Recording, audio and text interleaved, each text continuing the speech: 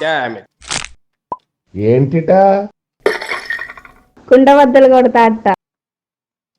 నమస్కారం, కుండబద్దల ప్రేక్షకులకి స్వాగతం. విడుదల రజని విచిత్ర విన్యాసం. మనం చెప్పేవన్నీ శ్రీరంగ నీతులే, కానీ మనం ఆచరించటానికి వచ్చేటప్పటికి మొత్తం గందరగోళం అస్తవ్యస్తం చేసేస్తాం. ఈ రోజున విడుదల రజని ఇంకా కొంతమంది వైఎస్ఆర్ కాంగ్రెస్ పార్టీ నాయకులు డీజీపీ ఆఫీస్ ముందు ధర్నా చేశారు. ఎందుకు? పిన్నెల్లిలో జరిగిన ఈ సాల్మన్ హత్యను పురస్కరించుకొని అసలు రాష్ట్రంలో అనిశ్చితి నెలకొంది, డీజీపీ కట్టుదిట్టమైన చర్యలు తీసుకోవాలని ఆయన దగ్గరికి ఏదో రెఫరెండం ఇవ్వడానికి వెళ్ళి ఆయన లేరు అన్న కారణానికో లేకపోతే ఏదో ఒక అంశం మీద ఇప్పుడు వైసీపీ నాయకులు గొడవ చేస్తూ కనపడాలి కదా, ఆ కారణానికి డీజీపీ ఆఫీస్ ముందు బైఠాయింపులు కూడా జరిగినాయి. కానీ గతంలో విడుదల రజనీ చేసిన కొన్ని పనులని ఇప్పుడు బాగా తెరపైకి తీసుకొని రావటం మొదలుపెట్టారు. ఎందుకు అనంటే, ఒక దళితుణ్ణి అన్యాయంగా అక్రమంగా హత్య చేస్తారా అనంటే మరి గతంలో మీరు చేసింది ఏమిటి అనే ప్రశ్న విడుదల రజనీకే ఫస్ట్గా ఆవిడకే ఎదురవుతోంది. ఎందుకంటే విడుదల రజనీ మీద పిల్లి కోటేశ్వరరావు అనే ఒక టీడీపీ కార్యకర్త చిలకలూరిపేట నియోజకవర్గంలో ఫేస్బుక్లో పోస్టింగ్ పెట్టిన పాపానికి ఆవిడని ఏదో మరి అప్పట్లో బాగా ఫేమస్ అయిన మహానటి సినిమా, ఈవిడ మహానటి అని ఏదో ఒక కామెంట్ తోటి ఆయన ఫేస్బుక్లో పోస్టింగ్ పెట్టాట. దానికి ఆవిడకి ఎక్కడ లేని మంట వచ్చేసింది. అధికారం రాగానే మొట్టమొదటిసారి ఆ పిల్లి కోటిని తీసుకొచ్చి స్టేషన్లో 3rd డిగ్రీ ప్రయోగిస్తూ నాకు వీడియో కాల్లో చూపించమని ఆదేశాలు జారీ చేసింది. ఇక అంతే, సిఐ కూడా గుడ్డలు చింపుకొని మరీ పరిగెత్తుకెళ్ళాడు. ఈ రోజున ఆయన పరిస్థితి అలాగనే ఉంది. సస్పెండ్ అయ్యి ఆయన ఎక్కడ ఏ శంకరగిరి మాన్యాలు బట్టిపోయాడో అర్థం కావటం లేదు. విడుదల రజనీ మాత్రం మరొక అంశాన్ని తెరపైకి ఎత్తుకొని ఆవిడ విచిత్రంగా ఇప్పుడు ఒక విచిత్ర విన్యాసం చేస్తోంది. దీంతో పాటుగా ఎడ్లపాడు స్టోన్ క్రషర్ని ఏ రకంగా వేధించారు? ఆవిడకి ముడుపులు ఇవ్వలేదు అన్న కారణానికి ఆ స్టోన్ క్రషర్ మీదకి ఈ అధికారుల మొత్తాన్ని దోలి అతన్ని బేరానికి వచ్చే విధంగా చేసి 2 కోట్ల రూపాయలు స్వాహా చేసేసింది. ఇంతేనా? ఎడవల్లిలో ఈ కొన్ని భూముల్లో గ్రానైట్ నిల్వలు ఉన్నాయని తెలుసుకుని అవి అసైన్డ్ భూములు, కొంతమంది దళిత రైతులకే వాటిని ఇచ్చినప్పటికీ కూడా దాన్ని కాజేయటం కోసం ఎంఆర్ఓ చేత ఒక యాక్వైర్ ఏదో ఒక లెటర్ ఇప్పించుకొని దానికి పట్టాలు ఇవ్వలేదు అన్న ఒక మెష పెట్టుకొని ఎక్కడో ఉన్న అనంతపూర్ డిస్టిక్లో ఉన్న మరి మన వైఎస్ అవినాష్ రెడ్డితో కలిసి ఇక్కడ ఎడవల్లిలో ఆ తవ్వకాలు ప్రారంభించే ప్రయత్నం చేస్తే ఎడవల్లి రైతులు మొత్తం హైకోర్టుకి వెళ్ళారు. ఇప్పుడు హైకోర్టు నుంచి ఈ విడుదల రజనీకి మరి అలాగనే వైఎస్ అవినాష్ రెడ్డికి ఇద్దరికి నోటీసులు కూడా వచ్చాయి.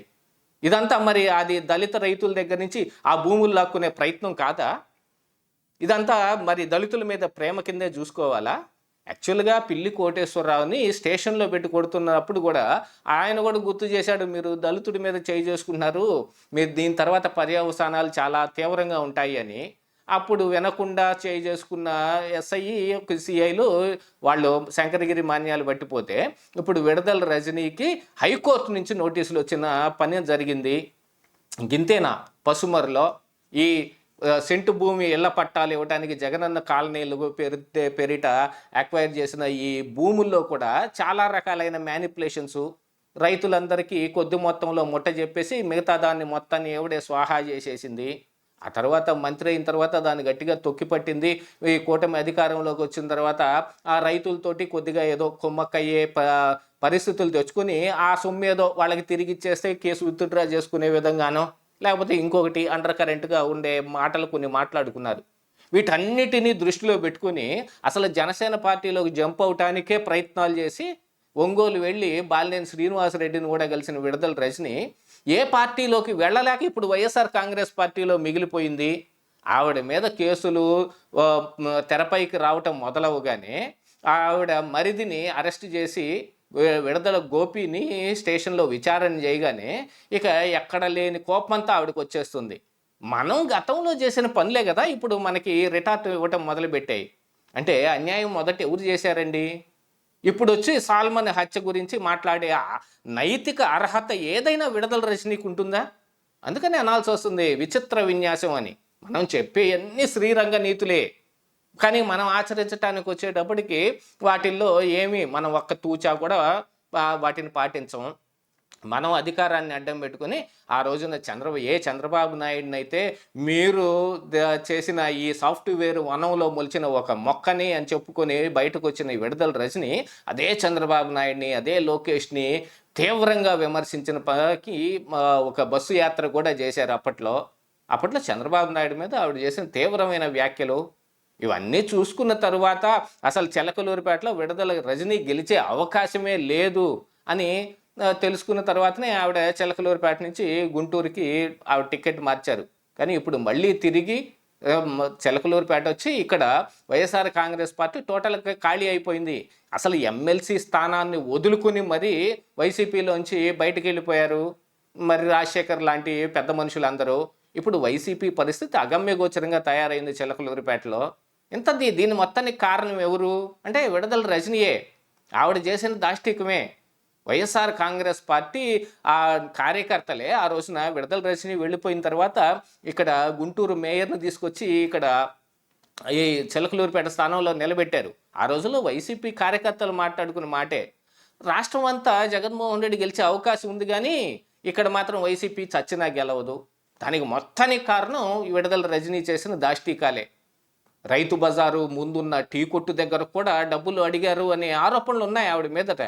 ఆవిడ ఎన్నికడితో తిరిగి ఆవిడ గెలుపుకి సహకరించిన కొంతమంది నాయకులు వైసీపీలో ఉన్న నాయకుల వ్యాపారాల్లోనే ఆవిడ వాటాలు అడగటం కానీ లేకపోతే వాళ్ళ దగ్గర నెలకింత ముఠ చెప్పాలి, నాకు మేము ఇంత ఖర్చు పెట్టాం కదా, మేము వాటన్నిటిని వసూలు చేసుకోవాలి అనే మాటలు మాట్లాడింది అనేది కూడా ఆ రోజున వినిపించిన వినికిడి.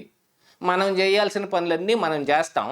ఈ రోజున ఏదైనా ఒకటి అవాంఛనీయ సంఘటన జరిగితే ఇప్పుడు మాచర్లలో జరిగింది ఆ పిన్నెల్లిలో జరిగిన సాల్మన్ హత్య ఆ వైఎస్ఆర్ కాంగ్రెస్ పార్టీదో లేకపోతే టీడీపీ పార్టీదో అనుకుంటానికి లేదు. అక్కడ ఉన్న రాజకీయమే అలా ఉంటుంది. అక్కడ రాజకీయ పరిస్థితులు అక్కడే అలానే ఉన్నాయి.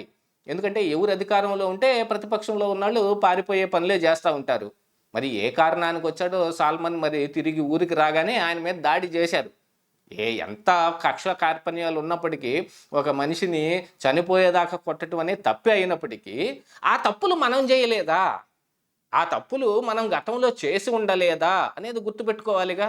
మరి పిన్నెల్లి రామకృష్ణారెడ్డి కావచ్చు, ఆయన సోదరుడు కావచ్చు, వాళ్ళు చేసిన దాష్టీకాలకి ఎవరు సమాధానం చెబుతారు? ఈరోజు సుప్రీంకోర్టు డైరెక్షన్ తోటే వాళ్ళని అరెస్ట్ చేసి జైల్లో రిమాండ్లో పెట్టాల్సిన పరిస్థితులన్నీ ఎవరు కల్పించుకున్నారు?